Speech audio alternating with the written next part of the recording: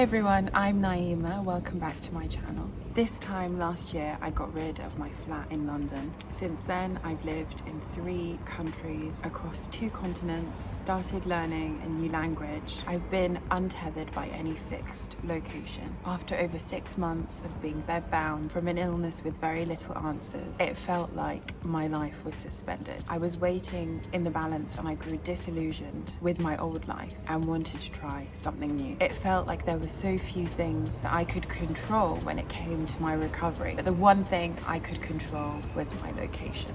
This video is a reflection of what it's been like to slow travel for close to a year now. What's gone well, what's gone not so well. First off, where have I been during this time? I started in London, which is where I've lived for most of my life. I then went to Suffolk in the UK, to a small village. I then moved to Andalusia in Spain, right on the border with Portugal in the Algarve. So I was able to flip between the two. I then moved to Casablanca in Morocco, and right now I am in Marrakech.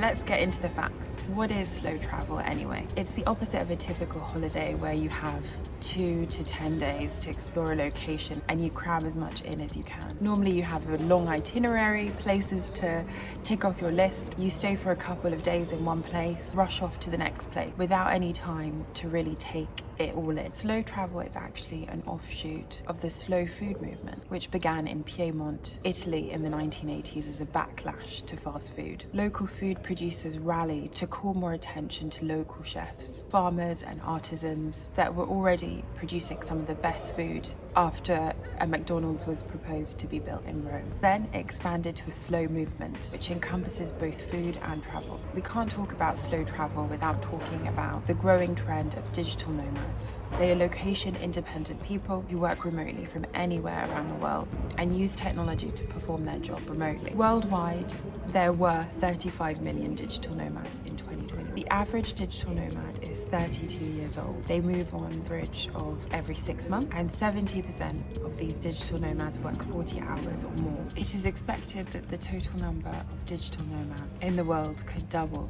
within just a few years. My goal going into this was to be away from my usual surroundings. I wanted to experience a brand new culture or cultures. I wanted to live somewhere much warmer, and most importantly, I wanted to get closer to knowing what I wanted out of a place to live.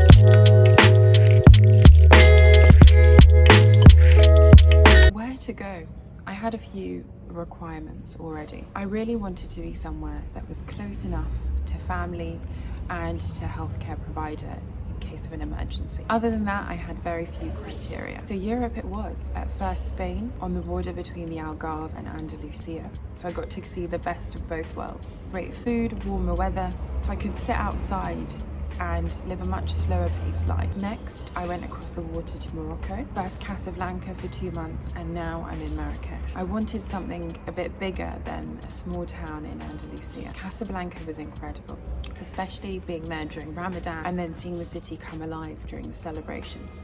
But everywhere we went, Marrakech kept getting a mention and coming up in conversation. And I'd already been for a 10-day stint a few years ago. So that's where I went next.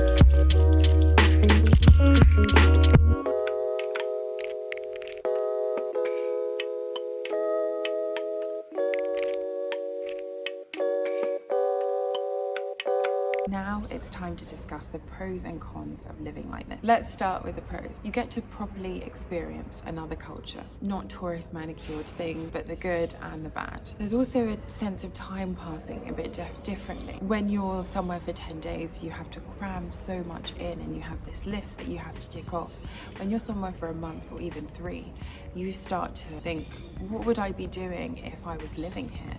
What do the locals do? It's great to wake up excited every morning to explore a new location and to know that you don't need to rush it. There's something that switches when you're somewhere for several months rather than a week or 2. You start to understand the good and the bad. You start to get insider scoops from locals who are living there. There's something about creating new habits in a new place, finding that regular coffee spot that you go to every morning, having somewhere that you do your food shopping from, or going on daily walks and noticing the same people and smiling and feeling part of a community.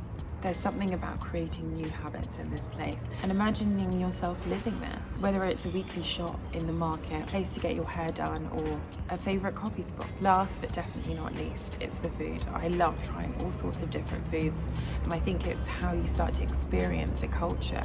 Similarly, I've started to learn Spanish, and that's been a really rewarding experience to learn something and be able to apply it immediately.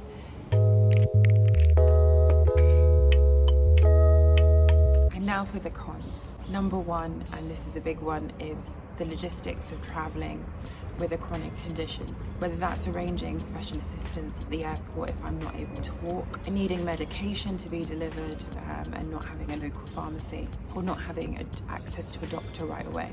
And moving is one of those things that is largely deemed to be one of the most stressful human experiences that we do on a semi-regular basis. And when you're traveling around, what you're saying is, I'm willing to move every 3 months or every 6 months. So you're putting yourself through packing all of your belongings, even if it's just a couple of suitcases, and moving again and again and again. And that can get quite grueling. It's also very hard to know what a place will be like until you get there. Issues around an Airbnb host saying that the Wi-Fi was great and it turned out to be the opposite, and you really can't know that until you're there trying to work. Even the best benefit at its most extreme can be a negative as well. Sometimes you want your home comforts, and you realise that being untethered can be exhausting. Last but not least, making friends is really difficult when you know you're only going to be here for a few months at a time. Unless you're in a big city where you can go through for meetups, or you have a few people that you already know in the place where you're going. It can be quite isolating to not see your friends that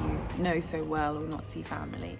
And that's something I would give a lot more thought to if I were to do this again. Before I decided to leave my home behind, I truly believed that if I changed my environment, a lot of my problems would go away. And to some extent, things definitely did improve, including my outlook and just the sense of excitement that I was trying something completely new that was still accessible to me in this new body. The weather really improved my mood. I felt more excited to get up in the morning, and my quality of life definitely improved. But increasingly, I've realised that I need more stability and to be around the people closest to me. This will not be the last time that I slow travel, but from next month, I'll be staying put. Watch this space to see where I end up.